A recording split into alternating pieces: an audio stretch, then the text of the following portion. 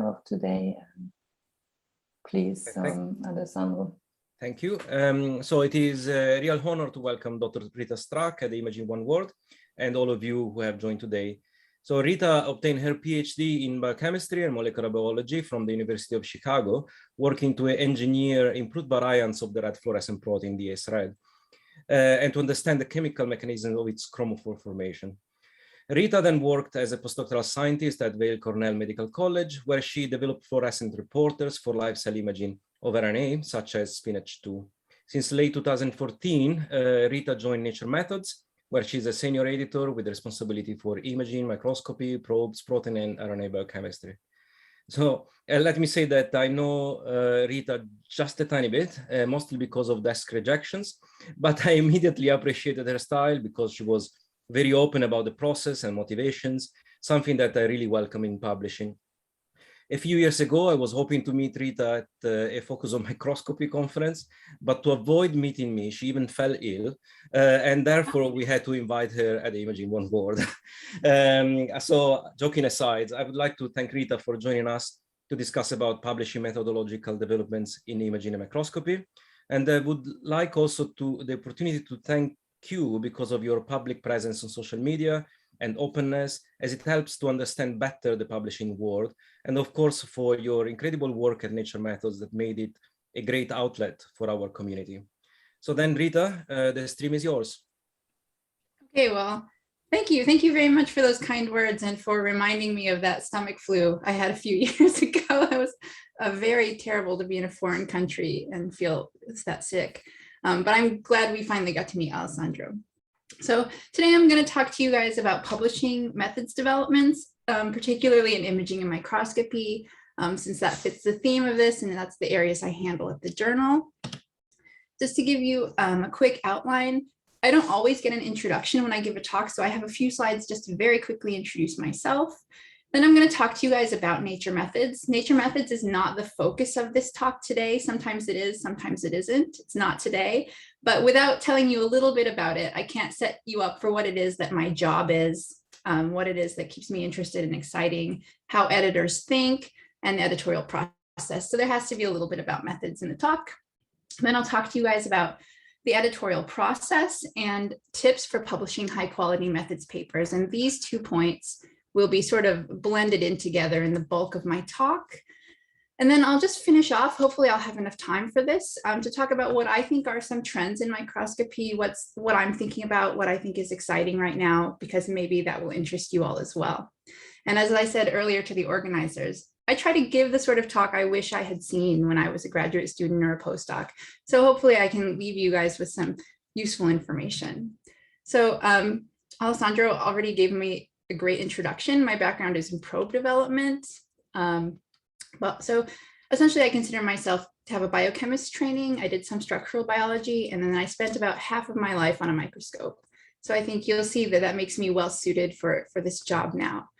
I joined Nature Methods almost 7 years ago. When I hear that number, I'm like, oh my goodness. And then I'm like, oh yeah, that's how old my son is. That must be right. So yeah, I've been at it a little while. Before that, I was a postdoc in Sami Jaffrey's lab, where I made these spinaches for imaging RNA in live cells. Before that, I made DS-red variants, which you can see here along with my thumbs. And I think the main thing I want you guys to take away from this is that, I mean, I'm a methods developer. I believe methods drive biology, and that really is the ethos of our journal as well. A little bit more about me. So I've had a long and happy history with Nature Methods. These were my 3 first author papers in Nature Methods back when I was at the bench, which, gosh, to me feels like ancient history. It doesn't make me a perfect judge of what should be in the journal, the fact that I've published there. It just means that I really appreciate the hard work that goes into every single paper we publish. I mean, deeply. This is something I really have taken with me as an editor. At the journal, I handle microscopy, spectroscopy, probes, and associated analysis tools.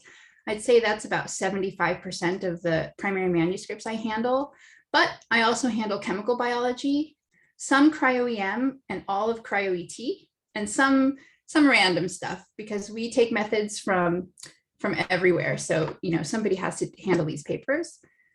You know, I think when I was just a research scientist, I never thought about the job of editorial and how people do this work. But I like to track this number. And since I've been a journal editor, I've read over 3,500 primary manuscripts. And I think when you think of it at that scale, how you think about writing manuscripts, how you think about them, how you come to reading them, becomes its own interesting thing. So think about that number when you hear about what I'm talking about. If you're interested in more, maybe some of you know Peter O'Toole. I did this podcast with him called The Microscopists from Bite Size Bio, and the link is here if you're interested. I talk mostly about myself and a little bit about the job. So enough about me. I want to tell you guys quickly about Nature Methods. So we don't have any academic editorial board. We are comprised of 7 professional editors. We were launched in 2004. And we are editors with diverse research expertise. We consider ourselves a high visibility forum for publishing important new methods. We are focused on methods for basic research. And I think this is a point that will come up a few times in my talk, where you want to think about the scope of the journals you hope to publish in. So our scope only covers basic research. That means we don't cover anything clinical or anything diagnostic. Not that those aren't important methods, they're extremely important methods. I mean, look at COVID, right? But other journals just do that better than us. We don't have the editorial expertise to handle all of that. So we are really focused in on basic biology. We are aimed at a broad interdisciplinary audience of biologists. I tend to say that we serve methods developers in terms of our authorship, but biologists are our readership. So we keep biologists in mind when we think of our papers. We place a strong emphasis on immediate practical relevance. We want people to be able to use our methods, ideally straight away.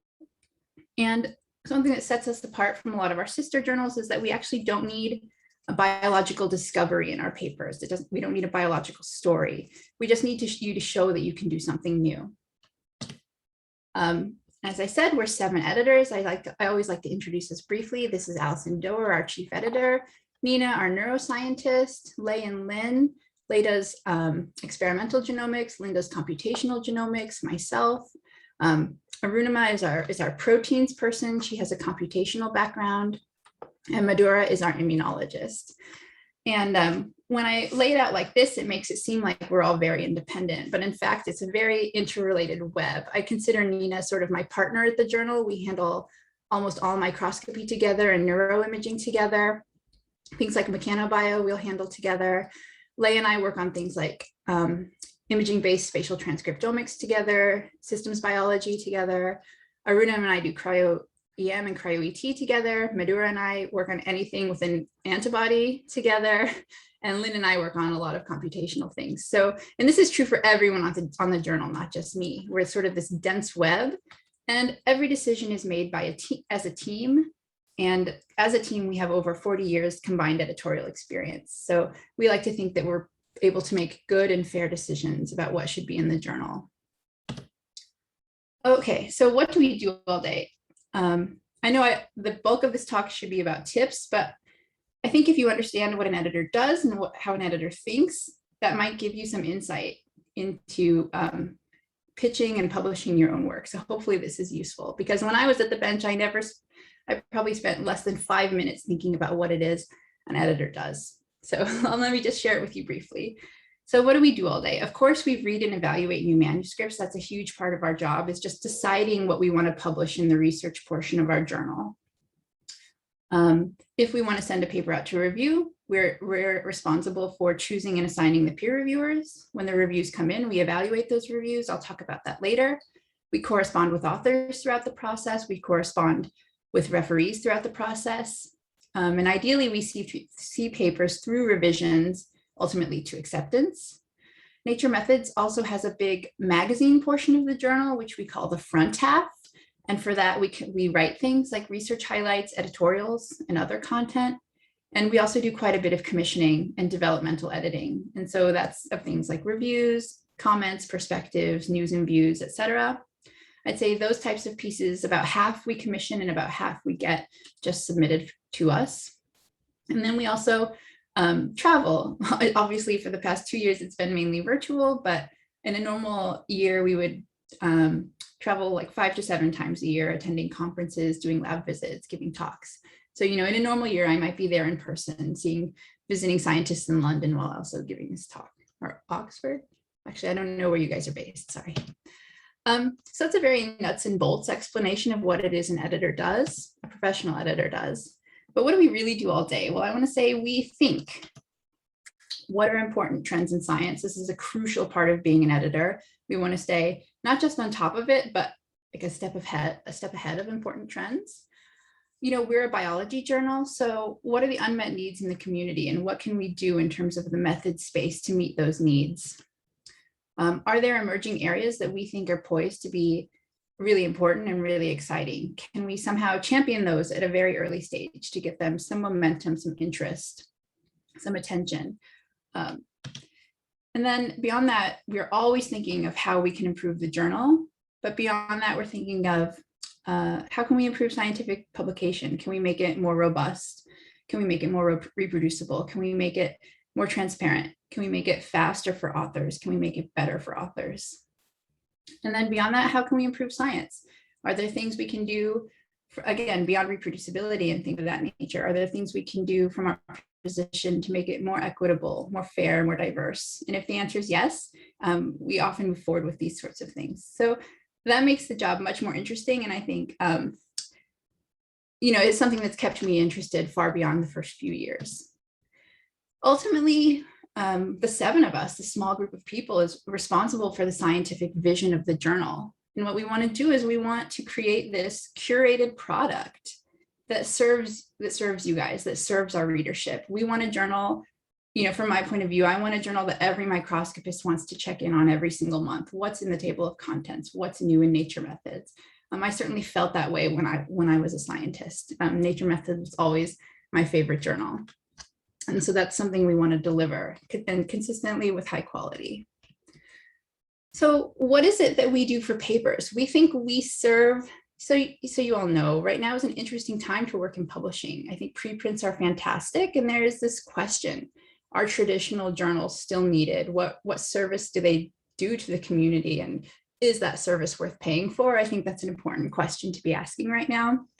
And so I'll just give one slide on what it is I think we do for papers. So at Nature Methods, what we want to do is we want to take the papers we're going to publish and take them from the form we get them into a Nature Methods paper. And what this means is, you know, for every different field, we have a set of standards, and we want to bring a paper up to our standards. We want to make sure they show proper characterization and demonstrations. You know, if you've published a Nature research paper, you'll know we have a lot of reproducibility checklists we make people go through. These have been independently shown to improve the statistical reporting in our papers. And we enforce field standards for data deposition. You know, we as editors don't just put your paper on a boat and shove it down a river. We actually do quite a lot of work to guide your paper through revisions. We want to strengthen the claims in the paper and ultimately make your paper the best version of itself. We take a lot of responsibility for what happens in the peer review process. Once a paper is about to be accepted, the handling editor will carefully edit it for clarity, content, and language. So are the right things in the introduction? Does the abstract make sense? Does it make the important points? Is the title the best title for the paper? We'll go through every bit of it and try to get it into the best shape. And sometimes this is very easy. A lot of these papers come to us beautifully written, but sometimes it's quite a bit of developmental editing. Then, you know, your paper will also be carefully line edited for grammar and style, but that's not done by us. That's done by copy editors on the team that know all of our style rules, that know all the grammatical rules much better than we do. The papers are beautiful. That's arts in production. Then we offer high visibility. Our papers get a lot of readers, a lot of scrutiny. And I think what this process benefits authors and readers. I've certainly had many authors say, Rita, I'm so proud of the paper as it was published. Certainly people say, oh, Rita, I'm not happy with the preprint anymore now that this version is available. So that's something that really happens. And then I think for readers as well, there's clear benefits. We want readers to be able to come to any Nature Methods paper and say, okay, we understand that this has been vetted to the extent possible in peer review. And we think this is a method that we can try. So very quickly, the editorial process is like this. You can submit a pre-submission inquiry. We'll have a decision for you within 1 or 2 days. And this is just basically telling you whether the paper is a good fit with our scope. I think if your paper is already written and you think it's a good fit for Nature Methods, you can skip this entirely, just go straight to submission. Oh, and these are non-binding. So just because we say yes doesn't mean we'll review your paper. Just because we say yes doesn't mean you have to submit to us. You can submit many pre-submission inquiries to many journals at once. So once you submit, we try to make an initial decision within a week. And then ideally it will go out for peer review, and we try to have our second decision for you within 6 weeks. Almost all of our papers, I think for me, with the exception of 2 papers in my entire career, there's a round of revision and a second round of review, in which we try to have a second decision for you in less than 6 weeks. Ideally, a paper will then go to acceptance. And that is when an editor's work is done. Then it leaves our hands and goes into production, where it gets copy edited and laid out and published online. And if you want a little bit more insight into that process and into the editing process, we've published this editorial recently. I put in this slide, gosh, probably 5 years ago, because this is the #1 question I used to give in my talks. What are the odds of getting your paper published in Nature Methods? We get around 200 new papers per month. We review about 10% of those, 15% in fields that are really exciting at any given moment. And of those, about 60% are ultimately accepted. And if we were perfect at our jobs, this would be closer to 100%. I think my own statistics is a little bit better than 60%. So what do we think about when we read a new submission? And this is going to, this sort of marries, I hope, to tips for publishing a good methods paper. So first of all, we're reading about the scope. Does it fit with our journal? And is it a basic science paper? Is it for biology? And is it going to reach a broad audience? Those are 2 very big picture things we think about when we read a paper. Then we think about how new it is and how important this idea is, so novelty and significance. We think of how practically useful it will be and how generally applicable the method is. And then we think about more technical things, like how well is the method validated, how interesting is the application. And while I consider myself the first reviewer of every paper I handle, I certainly can't read all of them for technical correctness. I'm definitely reading for things like, do the data match the claims? Are all the relevant controls present? Does the paper make sense? I'm certainly reading for things like that, but I certainly rely on referees to look at technical correctness. And this is specific to Nature Methods, but does it enable new biological discovery? Again, we're a biology journal, so what can this do? What can this method do now that's new for biologists? Is at the heart of our decision making. For us, we're not looking for things that sort of take you to reinvent the wheel, as in take you to the same endpoint by another means. We're typically not interested in small tweaks, although this is one that has the most notable exceptions. You guys might remember, you guys are microscopists, so you might remember this DNA paint paper where they go 10 times faster just by changing the buffer. So that I consider that sort of a small tweak paper, but to be able to do DNA paint 10 times faster is going to be important to a lot of biologists. So that was a notable exception. We don't publish nice applications of established methods. So say you have a lattice light sheet, you're going to be the first person to apply it to a certain type of sample. We tend not to publish those types of papers. We don't publish papers without a strong biological application, again, for reasons of scope. We tend not to think about price tag when we publish. We really think about innovation. So we tend not to be motivated to publish cheap alternatives to established methods. Or methods for drug discovery, diagnostics, or clinical methods. And again, there are other journals that just do that better than us, and people are going to those journals to look for those types of methods. So it's not that they're not important, they're just not for us. So now, like I said, I'm mixing in tips for improving methods papers with the editorial process, and I'm going to keep an eye on time because I want to stay around 35 minutes, I think. So first point is just if you have a methods paper, you want to make the method the star. And I think it's important to think carefully about whether your paper needs a methods paper. So very often when you're doing science, you'll have a protocol that you have to update and modify to answer your specific research question.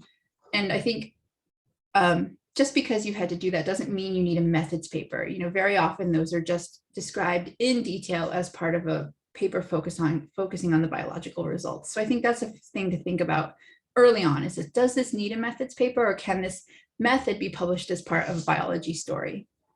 If you decide it's a methods paper, then you really want to make the method the star of it.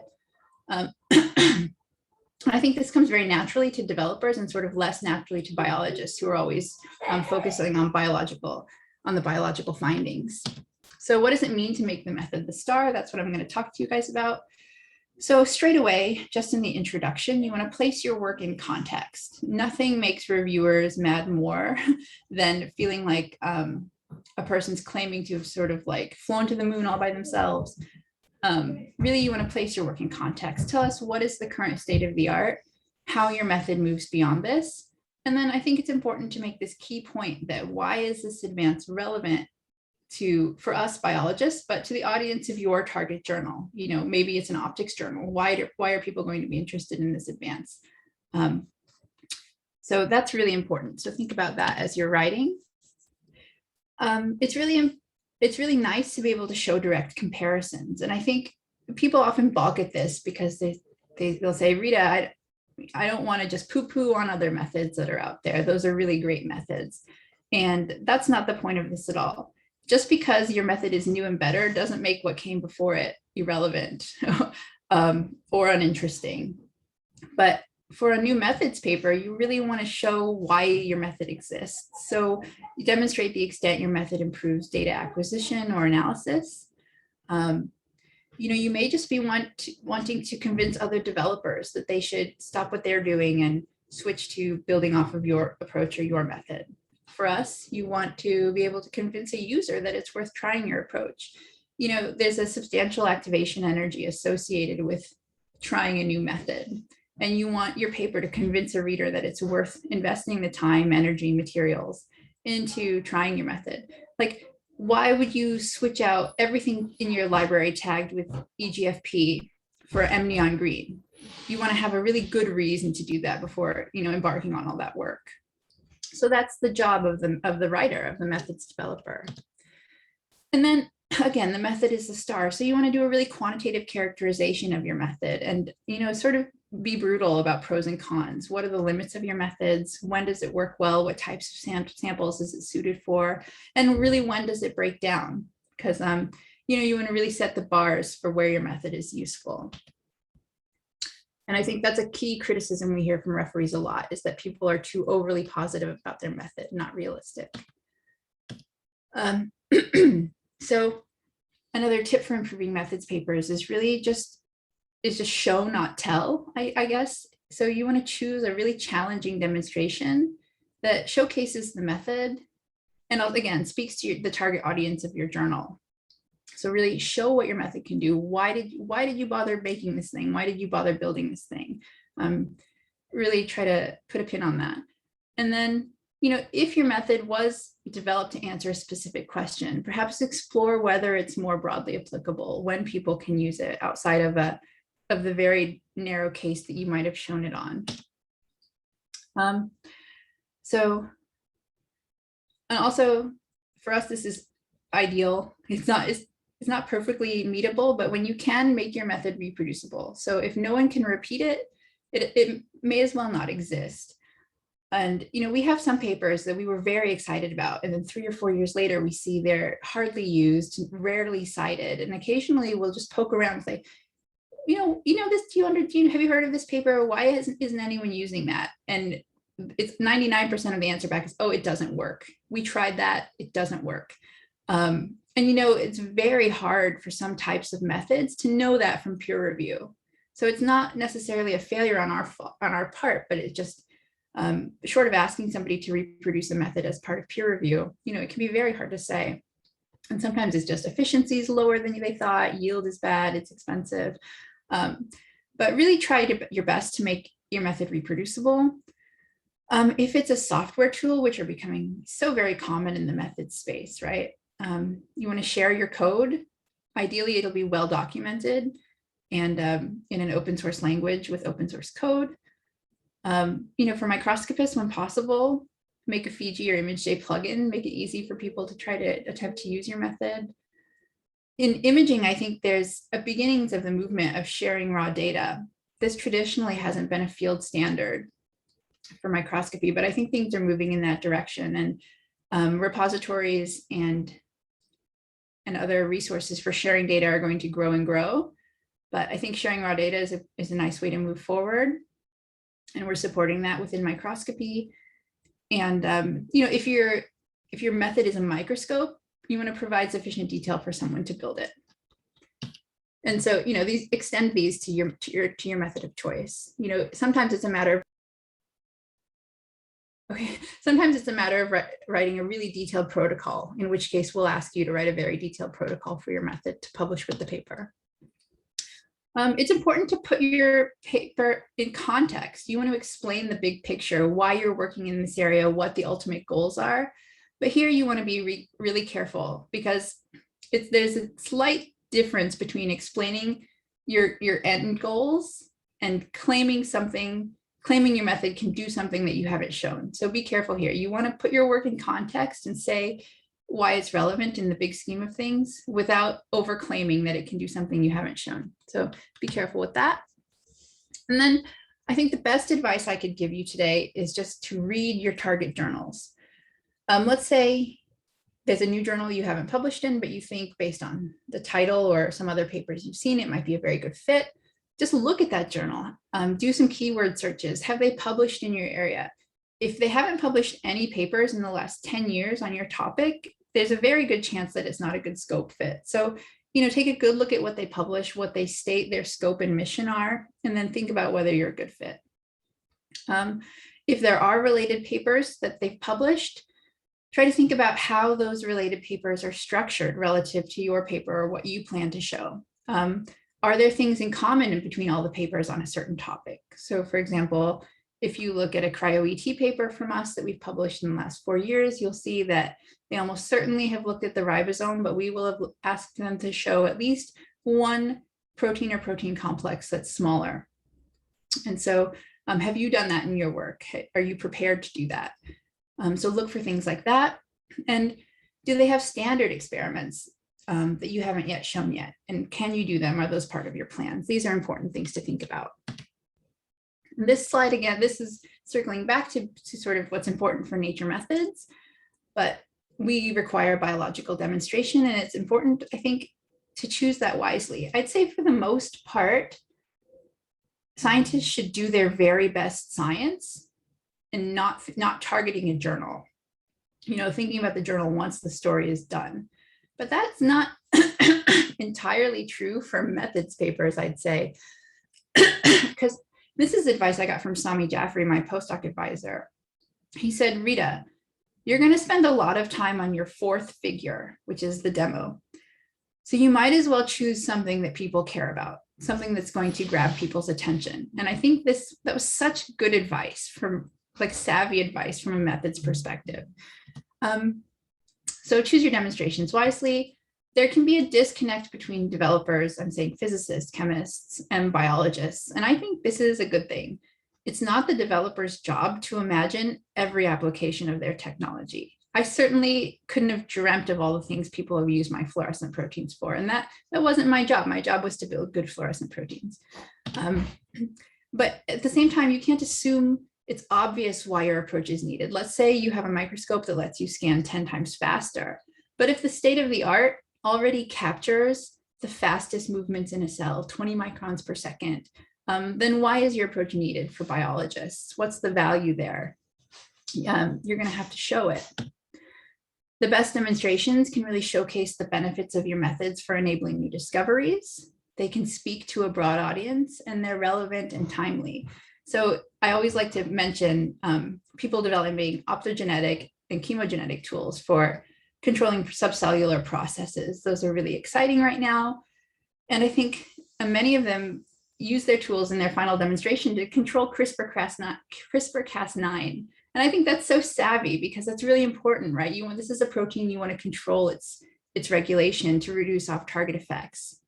And so you can sort of build in this additional audience of people who may not traditionally be interested in chemogenetics and optogenetics, but now are interested in gene editing or controlling gene expression with CRISPR-Cas9 tools, and show them what you can do now. So I think that's really just sort of smart and savvy. And again, they're going to do a lot of work on that fourth figure. So it might as well be something that's going to capture in a broad audience. And then the strongest papers really back up the claims they make. Is your method best for imaging with low phototoxicity? Then you have to actually characterize phototoxicity with assays in comparison to other methods. Is your method for imaging great for imaging in thick samples? Well, then don't just show me cells grown in a monolayer. Is your method generalizable? Is that a key feature of it? If so, then demonstrate on distinct samples. And when I say this out loud, when I put it in a bulleted list, it sounds very obvious, but I'll tell you that these are the precise details that separate the papers that are excellent from the papers that we really sort of agonize over, like, oh, should we push them for more? What should we do here with this paper? And again, we have a huge training data set for you at your fingertips. So go look it back and see what we've published, what we've asked for, what people have shown. And now to break up my slides that are almost all text, I just wanted to show two examples. So this is the Mesospin, which is an axially swept light sheet microscope. We don't have to go into the details, but here, I just think this image just checks a lot of boxes all at once. So first, it's a challenging sample that's of high interest. So this is an intact, cleared mouse brain labeled with Thy1YFP. So you're seeing all the cells. And they do, again, a side-by-side comparison. So here's what you're going to get when you image with a standard Gaussian beam, and here's their axially swept light sheet. And here, you guys are microscopists, so this is like the dirty little secret of microscopy. This is an XZ view, which you never see in microscopy papers. So here they're showing you the smearing along the optical axis that is typical. And here they're showing you that they've achieved isotropic resolution. So if you're a biologist and you're saying, I want to segment every cell in the brain, which data set are you going to go for? I mean, I think that make that case really clear. And then they drive it home fully. Again, another XZ view where they show the fine processes in the neurites that they're able to see both in XZ and in XY when they zoom in on a certain region. And just in case you think I'm cherry picking this, I love this figure so much, but this is not even the most beautiful figure in this paper. A second example I'll just talk about quickly. This is the DECODE paper that just came out last month. And here they're using a deep learning algorithm to identify emitters in dense localization microscopy images. And at this point, there are lots and lots of algorithms for identifying emitters in dense images. And just the fact that they're using deep learning wouldn't be sufficient for us to consider the paper. Even though when I read this paper, I knew it was very special. So in the paper, they had claimed that the reason they're working towards this goal, why they thought it was important, was so they could do fast live localization microscopy in live cells.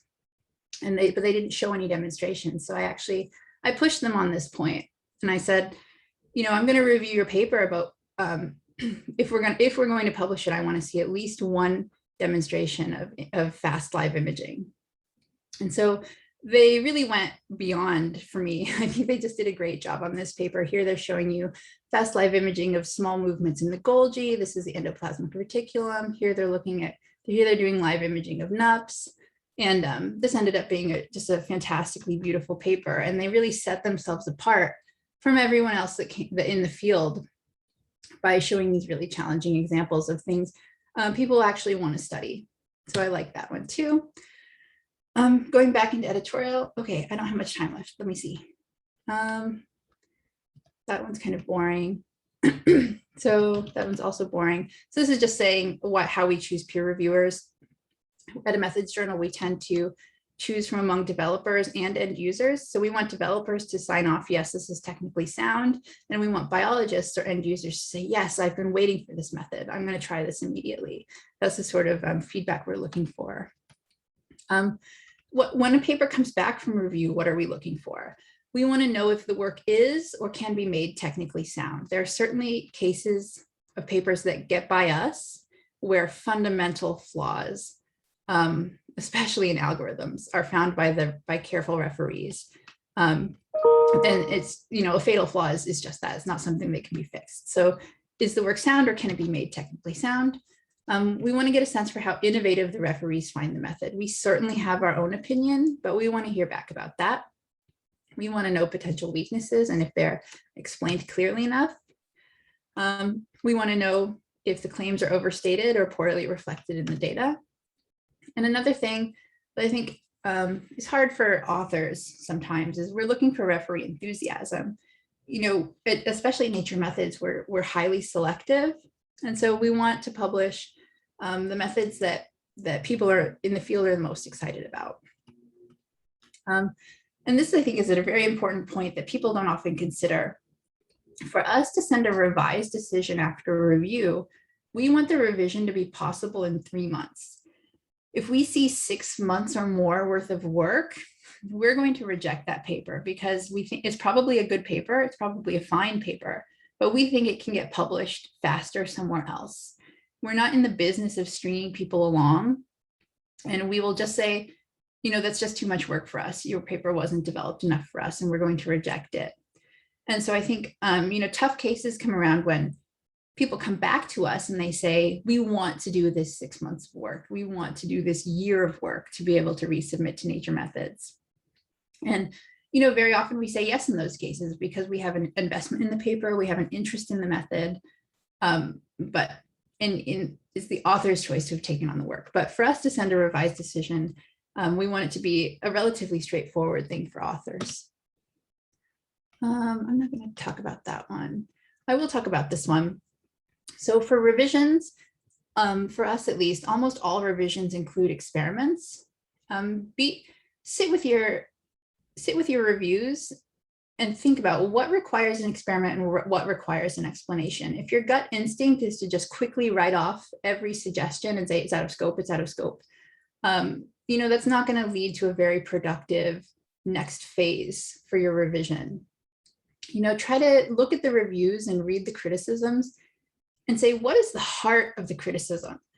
They wanted this specific experiment, but is the criticism, do they not believe it's as sensitive as I said? Do they not believe it's as fast as I said? What's the heart of the criticism, I think?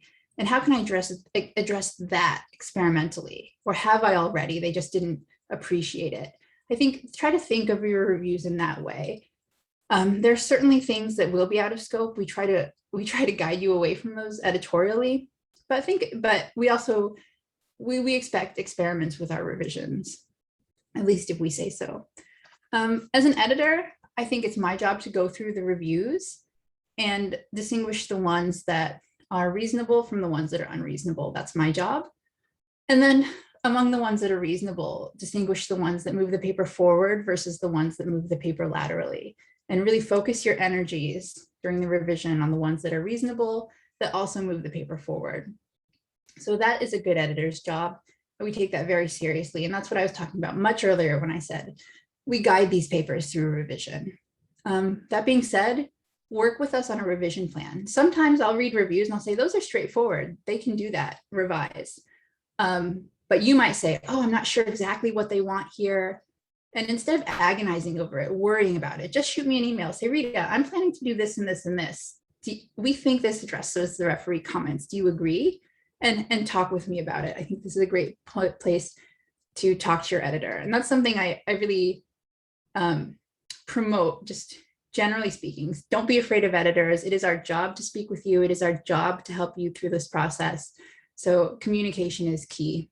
We might not always get back to you within 10 minutes, within 24 hours, but we will get back to you. This is our job. And we like it. We want it to be easy for you. In your rebuttal, be clear, concise, and respectful, even if you strongly disagree with the referee feedback. Rebuttals is definitely a place where you catch more bees with honey.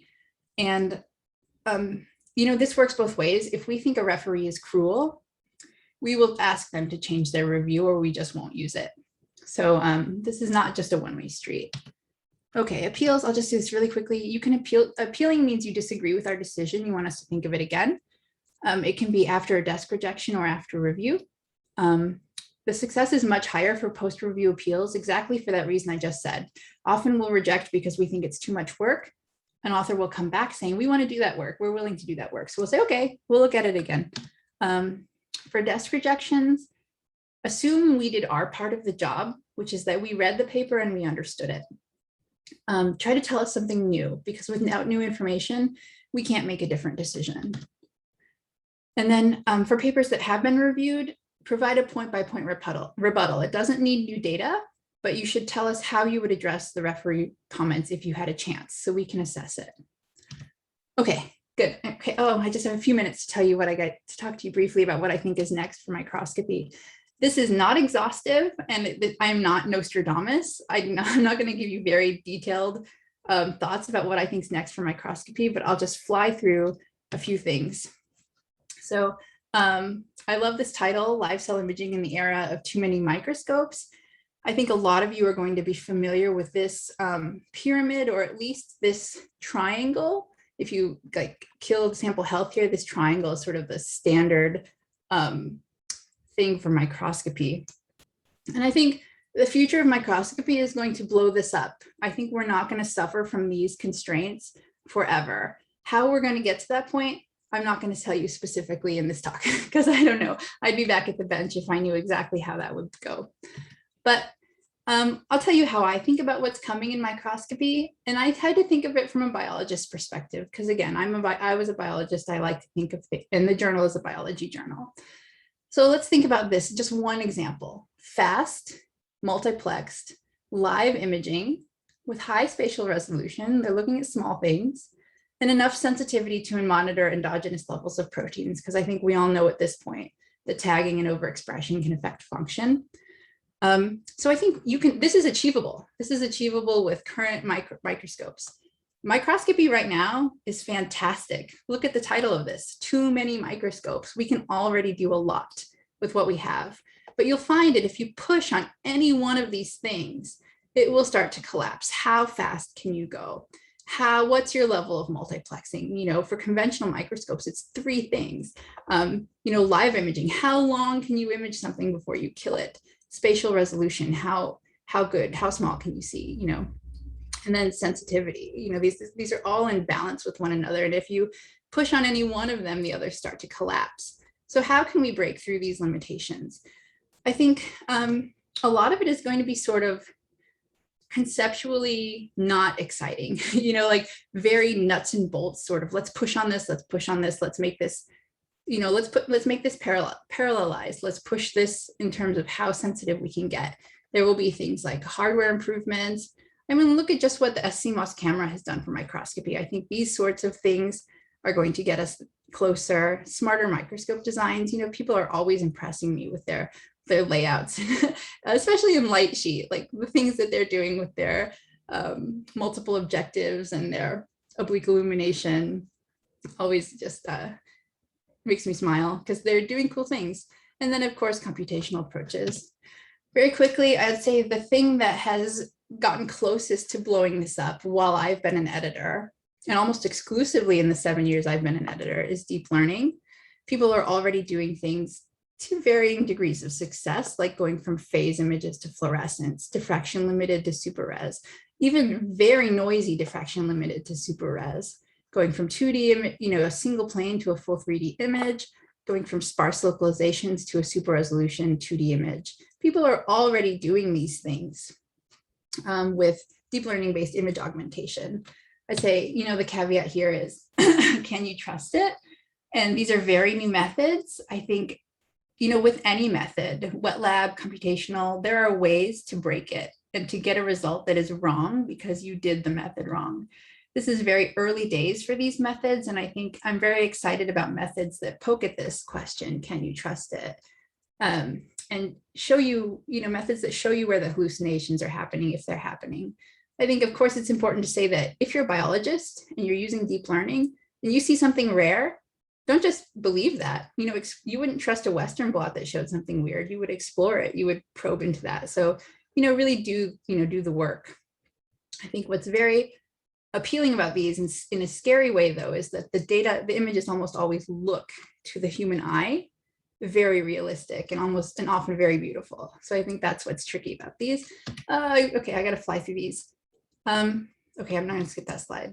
So I think a huge area right now is just software. And this is an area that's been getting a lot of money lately too, from like the Chan Zuckerberg initiative. I think there's going to be improvements in tools for localization microscopy to really get us to like nanometer precision. I think a huge area right now is multimodal omics, especially with a spatial component. And I think software tools for integrating, first of all, microscopes for doing this better are going to be hugely important, but also software tools for integrating these data sets and handling these data sets. Big data is a current trend. So tools for viewing and analyzing big data are becoming more and more important. I talked about deep learning and image augmentation, but also in things like segmentation, tracking, phenotyping. These methods have exploded lately and they're starting to perform very, very well. I'd say trends in software are things like things being fully automated, open coding languages, biology-friendly tools, and modular workflows. These are things we're starting to see a lot, especially as certain areas mature. Okay, last slide. Probes. I think, I love probes. I think improved biosensors are very much up and coming, especially things for neuroimaging, and multiplexed imaging of biosensors is important. The development of improved fluorescent proteins has really slowed down. Even since I was in grad school, it's kind of slowed down. And the ones that are around tend to perform quite well, but there's still space here for better ones. Improved organic dyes have really been in the spotlight lately. I think, again, compared to when I was in grad school, there's so many more options for like halo and snap tagging your protein of interest and imaging them with an organic dye that behaves extremely well. I'd say trends in this area, there's an emphasis on behavior. They really should be a good tag. Photophysical properties, obviously brightness, photostability, biocompatibility, they need to make it into your cell. They need to not kill anything. Multiplexing has become very important. And color, I think there's still a dearth of tools ranging from the far red to the near infrared 2 that could be used for live imaging and imaging. That space is just starting to get explored. That's it, I'm done. Okay, I have some time for questions. So thanks to Alessandro and Amanda Jarman, who I guess has left, but she was the person who helped me coordinate a lot of this. So thanks to both of you for inviting me. Feel free to contact me if you have questions, follow up with me on Twitter. Yes, and I'm happy to take questions now. Thank you very much, Rita. I think like you said, for many of us probably would have been nice to see this presentation much earlier in our own careers. Stephanie, if you want to share, Rita, if you can stop sharing so that yes. Stephanie can share the Mentimeter. It's also quite nice Katie was one of our first speakers in the series as well. So it was really nice that you referred to her talk because it is already, it's very inspirational. Okay, I try my luck in sharing my screen without sharing my life. Just try my... Okay.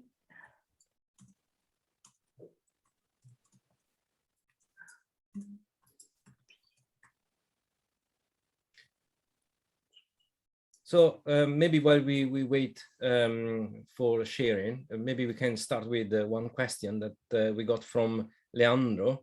He was asking about when choosing reviewers, do editors in Nature Methods look for early career researchers to review papers or more senior researchers? That's a great question. We love using early career researchers. I think the way we tend to get new reviewers is to use one new reviewer at a time. So, we'll tend to ask someone who knows the journal, who has reviewed for us before, who we know will be timely and give a very high quality review. We'll try to pair 2 of those with someone new. And yes, when we go for new people, we very often try early career researchers, postdocs, and assistant faculty. I think one thing that's hard is that it can be hard to find a postdoc's.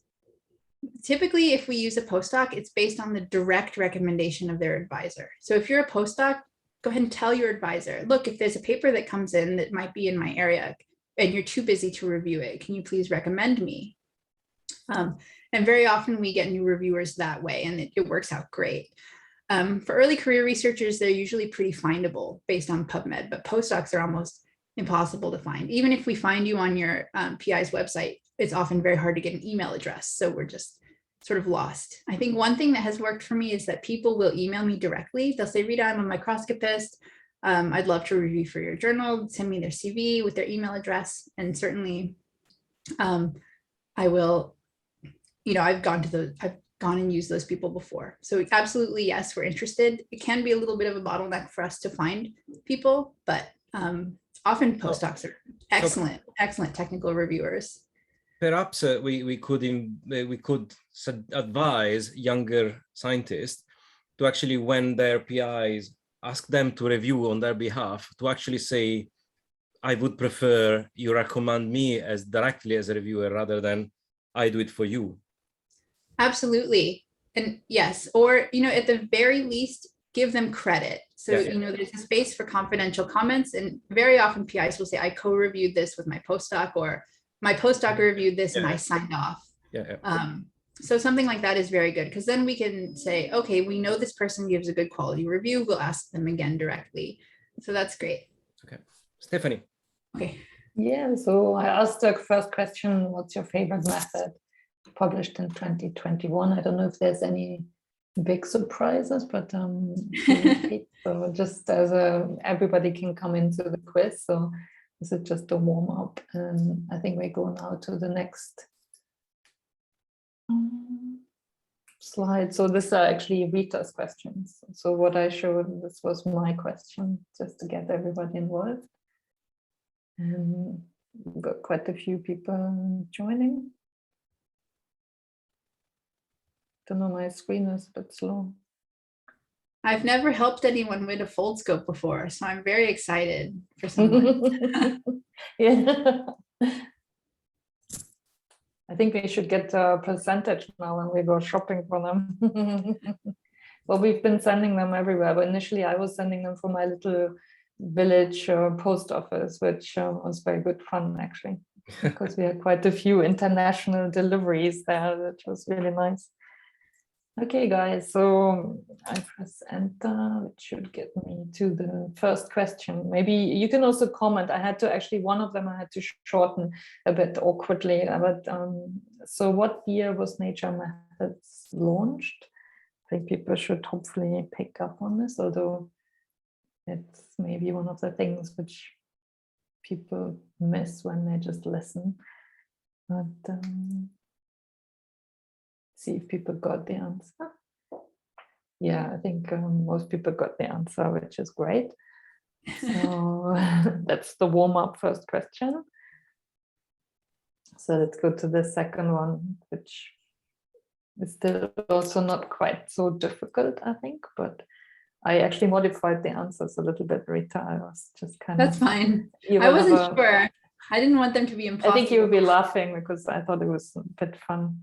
How many editors work at Nature Methods? So is it just Rita or is it other people? So I modified the numbers slightly.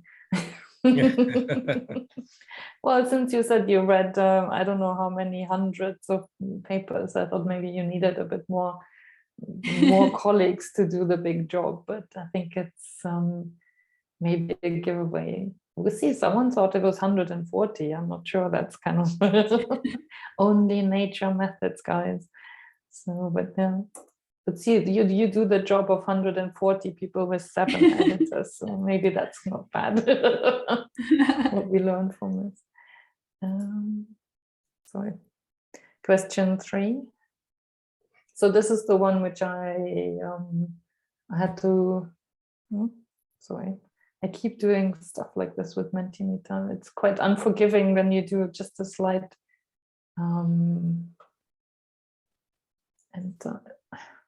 That you know why this is why we ask you to do it, yes?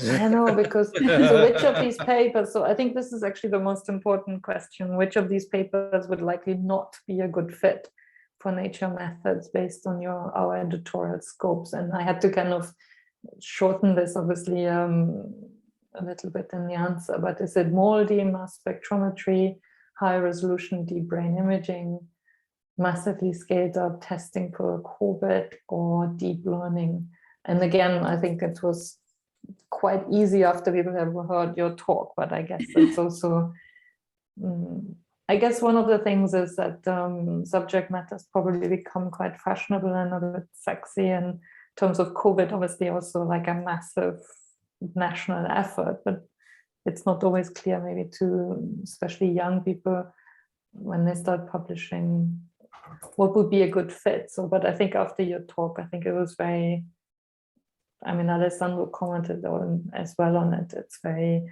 important to know what is a good fit. And you also kind of spoke about why nature methods want to see comparisons to other tools.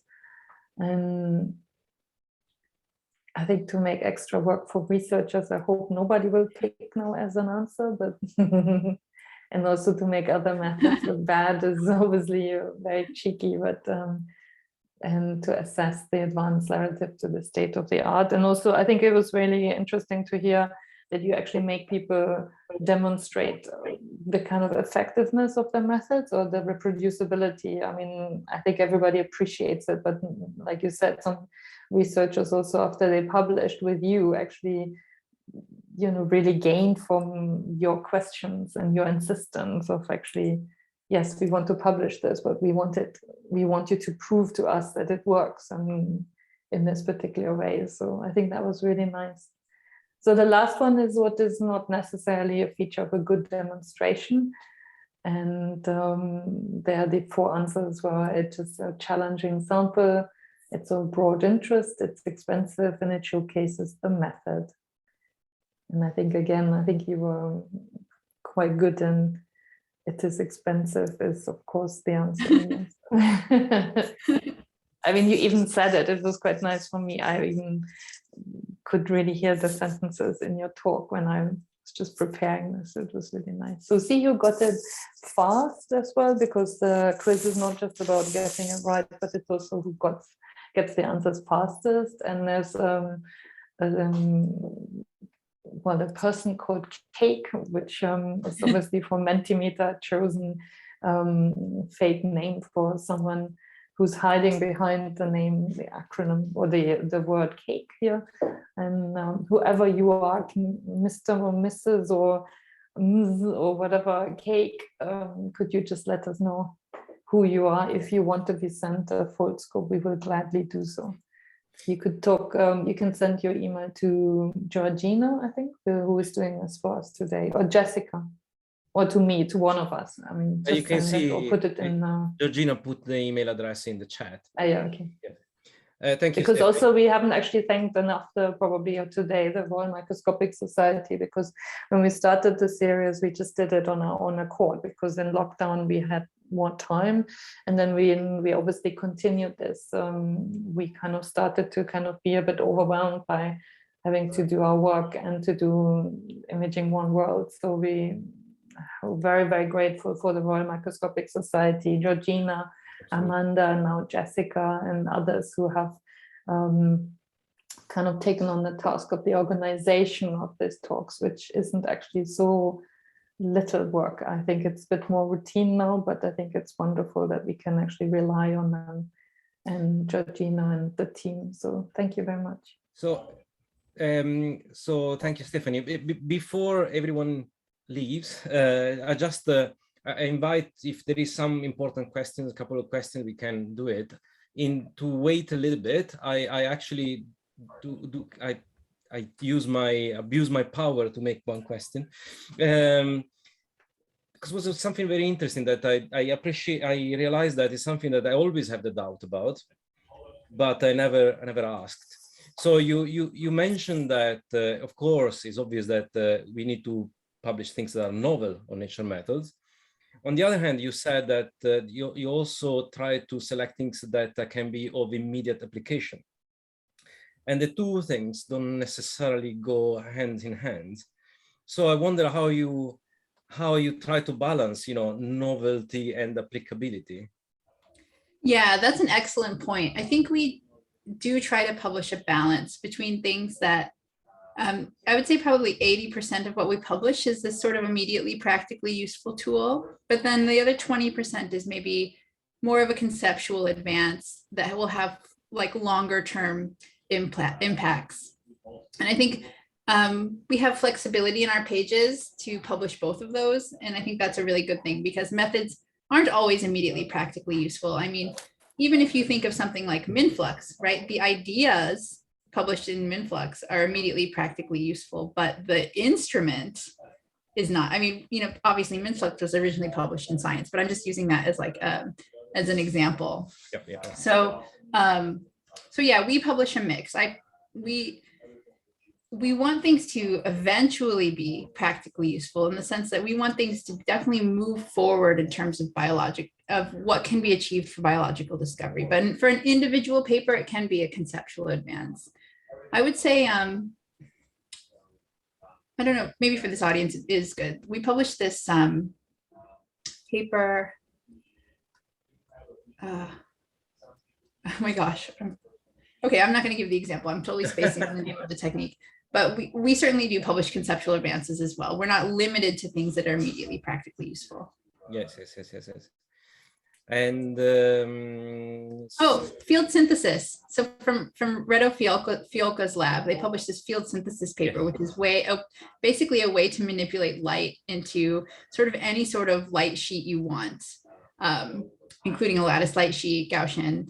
And so in terms of learning something new, it wasn't a slam dunk, but we thought that idea of simplifying the generation of light sheets could be so potentially important on the long term that we wanted to publish that paper. Okay, there, I said it. Okay, good. And two flash questions. One is just a technical one. So someone was wondering if the slides could be available in any way, or if they can ask you or. Yeah, so I told Stephanie, I think that my talk could be recorded, but I don't want it posted on YouTube, but it can be shared locally. So feel free to share the recording with anyone who wants it. But if there are specific slides people want, they can email me directly and I'll share them. Okay. I just ask that don't share like screen grabs of my slides on Twitter or post the talk on YouTube. Yes. And maybe a last question because we run out of time, if I remember it. Oh my goodness! Yes, mostly for the younger people in the audience. Just that you know might also consider the editorial career path. I just would like to ask you if you can share with them what is the most exciting things that usually what do you like the most about what you do? That's a great question. So I'd say it's two things. When I became an editor, I sort of traded my very narrow view of science and like, oh, I'm interested in one thing. I'm pushing this one thing to sort of completion or the best it can get, to a very broad view of science and microscopy and imaging. And so for me, it makes me think about science in a much bigger way. And I've learned a lot. This is a job where I'm learning constantly. So I love that about the job. And then, as I said, just personally, I've always loved methods development. So to me, it's very exciting to stay at the cutting edge. But I'd say this job is a very good fit for me. I like talking to people about their science. I like hearing about new things. So I think all of that is really interesting. So I think there's a lot of great things about it. For a lot of people, they love science, but they don't love the bench. They don't love that failure, the stress, the grind of getting grants. And for those sorts of people, it can be a really great alternative job because you use all of the training you got as a grad student and postdoc immediately in your career, and you get to keep it up. So it's not like you just toss out everything you loved about science. You get to stay in science. Yeah, okay, great, thank you. I mean, I should add that some of us will never fail a single experiment, but that is a different. Some of us, not me. So yes, I guess that we can close here. Is we always say that is a little bit of an awkward moment at the very end because we can't applause, but still, you know, we really appreciated you participating, and you know, I hope that this was also a way to keep the community close to each other and close also to such an important publisher. So yes, thank you all. Very much. Thank you. Yes, it was a pleasure. Congratulations. Thank you guys. Yes, congratulations to Cake. That was very fun. Yeah, that was very nice. Thank you. Thank you, And Rita. thank you very much, Rita. It was All right, really a bye, pleasure to everyone. hear about the exciting kind of opportunities, like how you move out from the lab into some area which is very close and important to science and is part of science. So you're kind of considered still a scientist, I think, from all of us, and when we listen to you. So we really enjoyed kind of having this. So thank you very much. Thank you. Thanks, everyone. Have a good day or a good Okay, have a afternoon. good day.